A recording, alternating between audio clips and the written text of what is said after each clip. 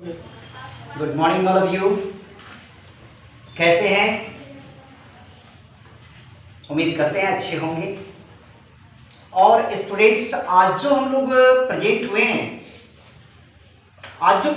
इस प्रेजेंटेशन में हमें आज पढ़ने हैं मॉडल का नेक्स्ट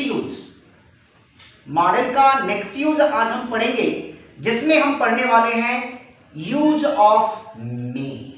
क्या पढ़ने वाले हैं? Use of May. यानी आज हम लोग सीखेंगे कि मे के यूज कहां किए जाते हैं। जैसा कि आपको पता है कि हमने बेसिक वाले जो वीडियो दिए थे, उसमें मैंने आपको बताया था कि primary auxiliaries and modal auxiliaries both helps to give the sense of main verb. यानी दोनों के दोनों जो है मदद करते हैं मेन वर्ब को उनके अर्थ को देने के लिए। तो सवाल ये है, इनका भी तो use affirmative, negative, interrogative, negative, इन सारी चीजों में किए जाते हो। हाँ, अब आपको देखना, मे जो है एक मॉडल होता है। पहले आपको जानना है, मे एक मॉडल होता है। मे के यूज पर्सन के अकॉर्डिंग चेंज नहीं होते हैं, जो कि आपको सारे ही मॉडल में पता है कि पर्सन के अकॉर्डिंग किसी भी मॉडल का यूज जो है वो चेंज नहीं होते हैं, नॉट चेंजेबल। तीसरी बात ये कहता है कि अगर मैं थर्ड पर्सन रहूं तो मेरे क्रिया की अंग्रेजी में एस ऐसा कुछ नहीं लगता है। चौथी बात ये कहता है कि अगर मैं इंट्रोगेटिव रहूं तो अंत में इंट्रोगेशन मार्क्स भी लगा दें। डिनायल के लिए भी प्रयोग किए जाते हैं, अस्वीकृति के लिए, नेगेटिव सेंस को देने के लिए, ऐसे मे के रूप होते हैं। अब आप मे से, ये तो मे की बेसिक चीजें थी जो मैंने आपको कहा। अब आप यूज पढ़ेंगे कि इनके यूज कहां कहां किए जाते हैं। तो सबसे पहले तो मे इतना कॉमन वर्ड है जो आप बिना कहे टीचर से पूछ ही लेते हो, मे आई कम इन सर, मे आई कम इन सर। बोलो, तुम परमिशन दे रहे हो या परमिशन ले रहे हो? ले रहे हो ना? तो पहला सेंस क्या होगा? मे आई कम इन सर, यानी परमिशन लेने के लिए, परमिशन, टेकिंग परमिशन। सर कहेंगे यू मे कम। सर ने क्या किया? परमिशन दिया। यानी पहला कॉन्सेप्ट हम ये समझेंगे कि मे का यूज परमिशन के अर्थ में होता है, और यह परमिशन दो सेंस को देता है, गिविंग और टेकिंग। आपने देखा कि परमिशन देने और परमिशन लेने के सेंस में किए जाते हैं। जब हम बात करेंगे सेकंड की, तो सेकंड नंबर रूल कॉन्सेप्ट क्या कहता है? तो पहले ऐसा करो, आप नोट करो, फिर हम जल्दी करेंगे। तो आप नोट डाउन करो, क्या लिखेंगे? पहला कॉन्सेप्ट मे, ये मे है, और इसको लिखेंगे it is used in the sense of taking और गिविंग। दिखाई दे रहे हैं ना सर? परमिशन। आपने देखा कि इसका प्रयोग परमिशन देने, अनुमति देने या अनुमति लेने के लिए किए जाते हैं। एग्जाम्पल के तौर पे आपने कहा मे आई कम इन सर। ये क्या हो गया? आपने क्या किया? टेकिंग किया। सर ने क्या कहा? यू मे कम इन। अब यहां क्या हुआ?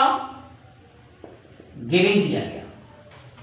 सर ने क्या किया, परमिशन को दिया, आपने परमिशन को क्या किया, लिया। आपने लिया, सर ने दिया। ये पहला कॉन्सेप्ट है, तो आप मेंटेन करेंगे। तो देखेंगे अगला कॉन्सेप्ट क्या कहता है, मे की अगली कॉन्सेप्ट ये कहता है पॉसिबिलिटी प्लस डाउट, संभावना अब प्लस क्या, संदेह। संभावना है और संदेह। शाम को ही देखा बादल का गरजना, रात को देखा बादल का गरजना, संभावना लगा दिए, संभावना व्यक्त कर दिए कि आज रात वर्षा हो सकती है। भाई हो सकती है इस सेंस में दो बातें आ रही, एक तो संभावना आपने कर दिया और दूसरा जो है ना डाउट भी हो रहा है, पता नहीं होगा कि नहीं होगा। यानी जब हम सेंस लगाते हैं, जैसे हमने कहा, पहले रूल लिखते हैं, कॉन्सेप्ट लिखते हैं कि it is used in the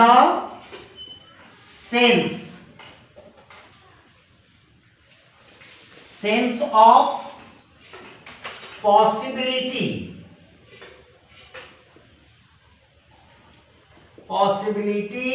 with doubt, possibility with doubt, जिसको आप कह सकते हो संभावना के साथ शक। ठीक है, संभावना के साथ क्या करेंगे, शक व्यक्त करेंगे।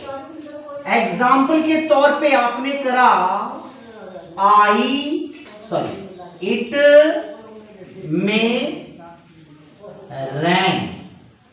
इट में रैन टुडे, आज वर्षा हो सकती है। आपने बादल को देखा, अनुमान लगा दिया, पॉसिबिलिटी व्यक्त कर दिया। यही कहलाते हैं आपके, क्या कहलाएंगे, यही कहलाएंगे पॉसिबिलिटी और शक कहलाएंगे। ठीक है, ये रहा दूसरा कॉन्सेप्ट। आप बैठेंगे नहीं, आप नोट डाउन करते रहिए। तीसरा कॉन्सेप्ट क्या होता है, तीसरा कॉन्सेप्ट ये कहता है कि इसका यूज जो है, deny it, it is used in the sense of denial. इसको बोलते हैं अस्वीकृति, यानी कि नहीं के अर्थ में। आज के डेट में इनका यूज तो ना के बराबर ही होते हैं स्टूडेंट्स, ना के बराबर होते हैं, कहीं यूज इनका होता नहीं है। और इनके बदले में यानी नेगेटिव सेंस को देने से आज ग्रामरियंस जो है ना कतरा रहे हैं, ये गलत कर रहे हैं। यानी इनका यूज जो है ना के बराबर ही होता है। इसको लेके जो है ग्रामरियंस ने इनके बदले में क्या लगाया, तो कैन का यूज करना ज्यादा अच्छा समझा। आप कैन के यूज कर सकते हो, लेकिन थोड़ी देर के लिए हम इनका भी यूज करते हैं। जैसे में हमने एग्जाम्पल एक लिया कि कहते हैं क्या, you may not do this work. यहां पर आपने कहा you may not do this work. आप इसको ये भी बोल सकते हो, you may do this work.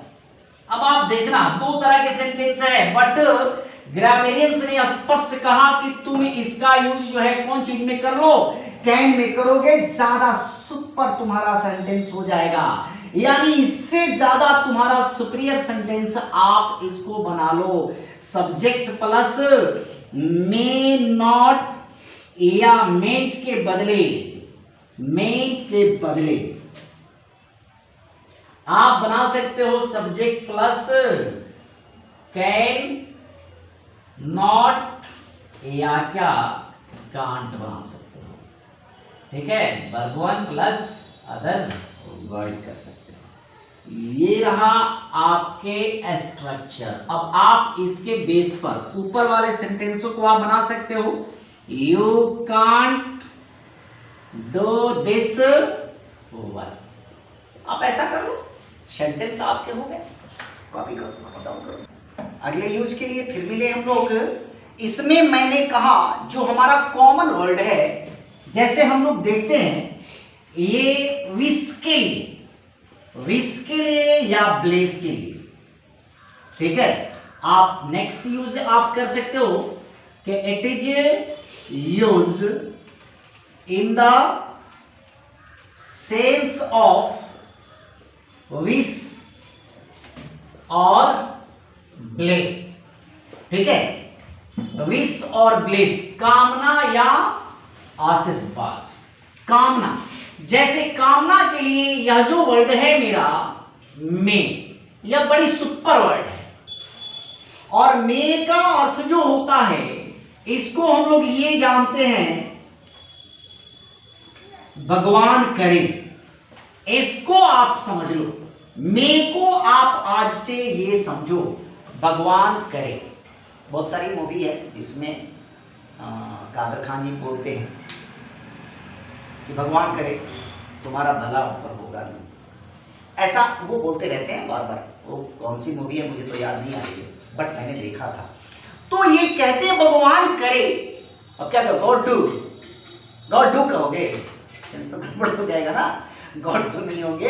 इसके लिए क्या कहते हैं, मे ही कहते हैं। यानी जब आप किसी अपने एल्डर को क्या करते हो, प्रणाम करते हो, मॉर्निंग करते हो, गुड आफ्टरनून करते हो, तो वो तुमको ये इस तरह का ब्लेस और विश करते हैं। क्या कहते हैं कि मे यू लिव लॉन्ग, ठीक है। मे गॉड, कहीं कहीं ये वर्ड आ जाता है, हेल्प यू, ठीक है। कहीं कहीं ये देखने को मिलते हैं, मे गॉड हेल्प यू, ठीक है।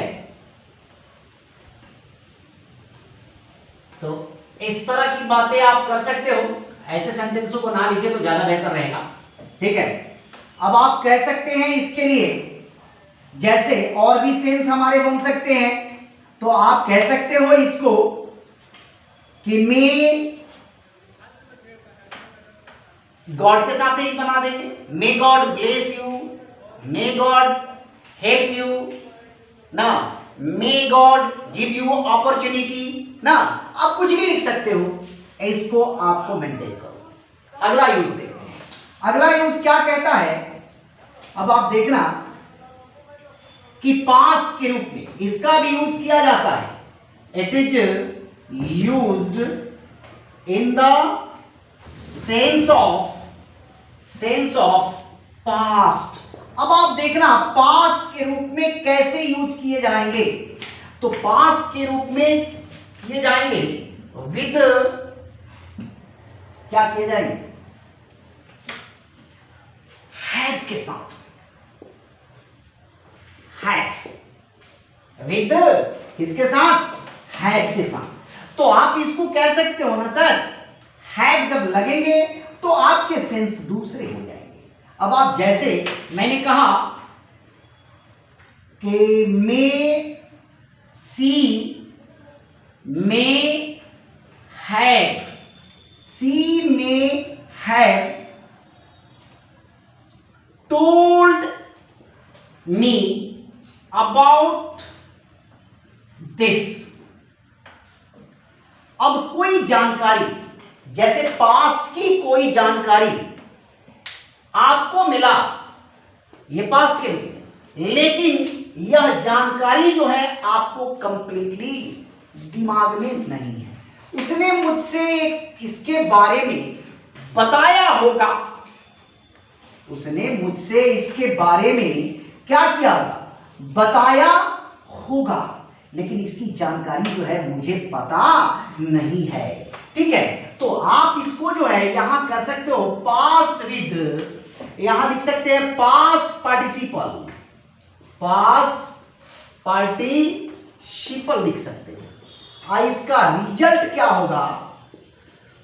जिसकी जानकारी नहीं है।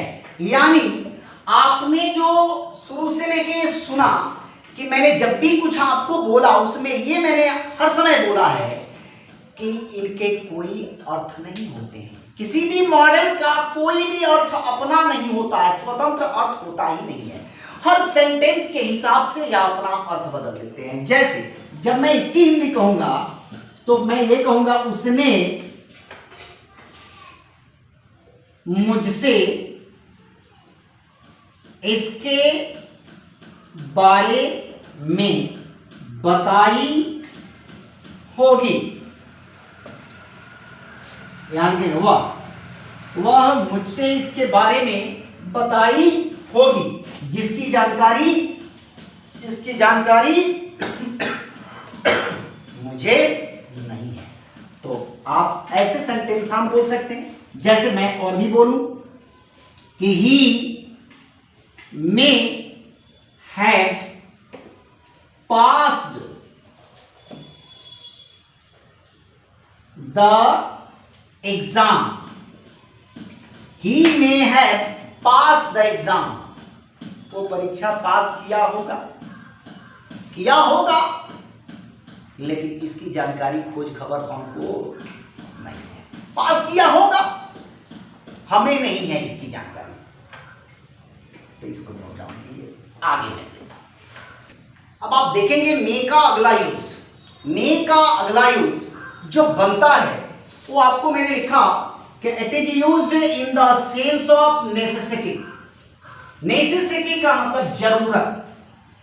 अब आप जरूरत के सेंस में आप किसको लोगे? तो मैंने जो है कुछ स्ट्रक्चर बनाया, जैसे सब्जेक्ट प्लस वर्ब 1 या वर्ब 5। अब मैंने कहा सी वर्क, सी है तो वर्क्स लगाएंगे। यू रीड, अब यहां रीड लग सकता है। I teach. अब आप तीन तरह के सेंटेंस है, यहां भी सब्जेक्ट प्लस वर्ब 1 या वर्ब 5 प्लस क्या अदर वर्ड्स, यहां भी सब्जेक्ट प्लस वर्ब 1 या वर्ब 5 प्लस क्या अदर वर्ड्स। अब आपको मैंने तीन तरह के स्ट्रक्चर बनाया। अब आप देखना, तीन तरह के स्ट्रक्चर पर आपको दिमाग लगाने हैं। अब ऐसे स्ट्रक्चर अगर बने तो हम सभी के साथ, जैसे हमने लिखा सो डैट, ठीक है, हमने यहां लिखा इन ऑर्डर दैट, हमने यहां लिखा सीधा सीधी डैट। अब देखना इन तीनों के सेंस क्या होते हैं। इन तीनों का मतलब होता है ताकि। क्या होता है? ताकि। अब आप इसके अर्थ बनाओ, सी वर्क्स सो दैट, वह काम करती है ताकि। You read in order that, तुम पढ़ते हो ताकि। आई टीच दैट, मैं पढ़ाता हूं ताकि। अरे क्या करूंगा? ये जरूरत पूरा करूंगा, ये जरूरत मैं अपनी फुलफिल कर लूं। यानी इसके बाद मेरे होंगे सब्जेक्ट, फिर क्या लिखेंगे में, फिर क्या लिखेंगे वर्ब 1, फिर क्या लिखेंगे अदर वर्ड्स, फिर क्या लिखेंगे सब्जेक्ट में वर्ब 1 अदर वर्ड, फिर क्या लिखेंगे सब्जेक्ट में वर्ब 1 अदर वर्ड। यानी आपको जो है यह तीन तरह के वर्ड दिए और तीनों ही तरह के वर्ड एक ही सेंस को देते हैं ताकि। यानी कोई भी सेंटेंस होगा ये दो क्लाउजों में होंगे। एक क्लाउज ऐसा बनेगा, इस स्ट्रक्चर पर होगा, दूसरा यही स्ट्रक्चर होगा। यानी सी वर्क सो दैट, सी में क्या करेंगे पास द एग्जाम। ठीक है, आपने सी के लिए कर लिया। अब यहां क्या लगे, यू में क्या करोगे पास द एग्जाम कर दो। आई टीच दैट, आई में EARN earn name and fame. ठीक है, ये रहा आपके यूज ऑफ नेम। फिर हम लोग स्टूडेंट्स मिलेंगे इस ब्रेक के बाद। लेकिन आपको वीडियो जो है रिक्वेस्ट है, I kindly request all everybody please watch my YouTube channel to start to finish, start to last, beginning to finish. कहने का मतलब है कि आप मेरे वीडियो को देखो भी, सब्सक्राइब भी करो, लाइक भी करो, कमेंट भी करो। ठीक है, तो मिलते हैं इस वीडियो के